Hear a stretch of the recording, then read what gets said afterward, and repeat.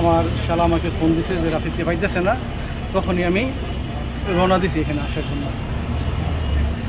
তারপরে যখন বলতেছেন আপনি এখানে আসেন, তখন আমাকে বলে নাই যে এখানে এত কিছু হয়েছে। এগুলো আমি কিছু জানি না, আমি এখানে আসার পরে যাচ্ছি। লেখাপড়ায় খুবই মেধাবী ছিল, এই কলেজের ক্যাপ্টেন ছিল, A+ হয়ে এখানে ভর্তি হয়েছে, সায়েন্স নিয়ে ভর্তি হয়েছে। তার অনেক স্বপ্ন ছিল, আমার স্বপ্ন তারা একেবারে 2,7 করে দিয়েছে। কখনোই বলতো না, সে এরকমই, কখনো কাউকে কিছু বলতো না। কিন্তু আমার বাবার কাছে নাকি বলছে যে 1 মাস আগে থাকে, তার কাছেও বলেনি।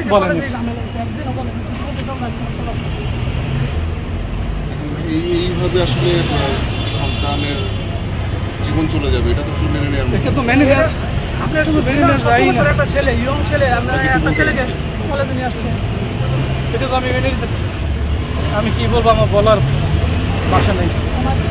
এটা আমি আমার শরীর, হাত, পা সব।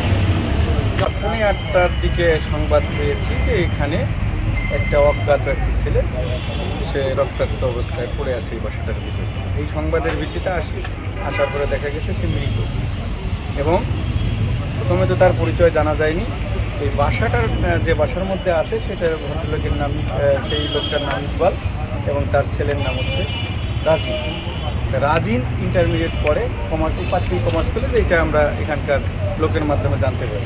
তখনও রাজিন এই যে মারা গেছে এর নাম ঠিকানা তখনও আমরা পাইনি।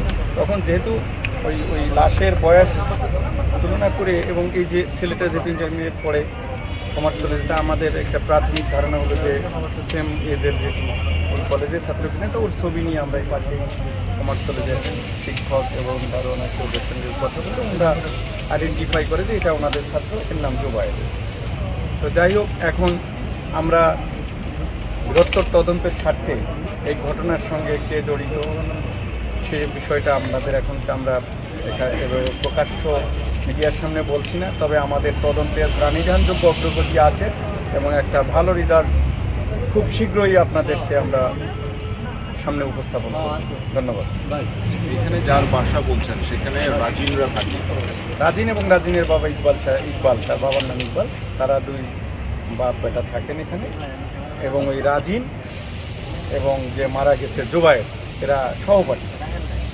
এখন এর বেশি আমরা আরও কিছু তথ্য পেয়েছি, এবং একটা ঘটনা ঘটলে সেখানে প্রাথমিকভাবে অনেক তথ্যই আমরা পাই, সেগুলো যাচাই বাছাই শেষে আমরা একটা চূড়ান্ত পর্যায়ে আসি।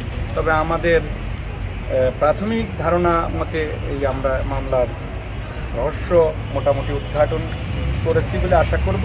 বাকিটা আমরা বৃহত্তর তদন্তের স্বার্থে বলছি না। আমাদের আসামি গ্রেপ্তার এবং বাকি যে কার্যক্রমগুলো আছে করার পরে আপনাদের সামনে বলবো। রাজিন তার সহপাঠী বলছেন, কিসের ছিল প্রাথমিক জিজ্ঞাসাবাদে আপনার কী তথ্য পেয়েছেন? আপনাকে কিন্তু বারবার একটা কথা বলছি, আমরা যতটুকু যা পেয়েছি, একটা ঘটনা ঘটলে, একটা হত্যার মতো ঘটনা ঘটলে কী কারণে ঘটতে পারে, বিভিন্ন বিষয় আমরা খতিয়ে দেখি, এবং বিভিন্ন বিষয়ে আমাদের কাছে যে সমস্ত তথ্যপত্র আসে এগুলো যাচাই বাছাই শেষে আমরা চূড়ান্ত সিদ্ধান্তে উপনীত হই, বা একটা তদন্ত। এটা তো প্রাথমিক তদন্তের পর্যায়ে আছে। এখনও যে ছেলেটা নিহত হয়েছে তার বাবা এজাহার দিবেন। ইতিমধ্যে সিআইডি ক্রাইম সিন এনেছি।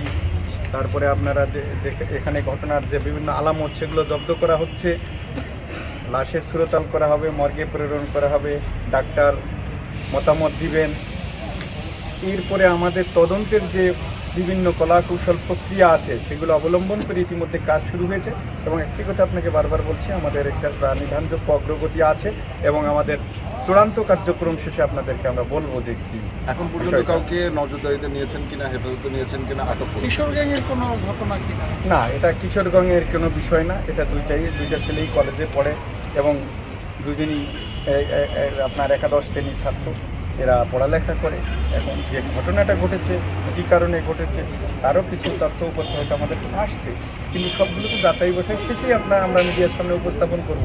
একটা কথা বারবার বলতেছি, আপনাদের বোঝানোর চেষ্টা করতেছি যে বৃহত্তর তদন্তের স্বার্থে সব কিছু এখন তো খোলাসা করে বলা সম্ভব না, তাহলে তার সঙ্গে কি আমরা পাবো না।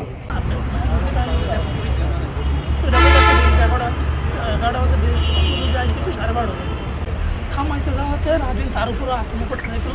এটা সে কলেজে জানাইছিল, টিচারকে জানানোর পরে প্রিন্সিপাল, এটা জানার পরে প্রিন্সিপাল ওই রাজিনের গার্জেন ঢাকাইয়া একটা বিচার দিয়েছিল, আমাদের ঢাকায় নেই, যেহেতু আমাদের বাকি গেছে রাজিনের গার্জেন ঢাকায়। তখন থেকে রাজিনের খুবই খুব ছিল যে তোমরা আর গার্জেন আসলে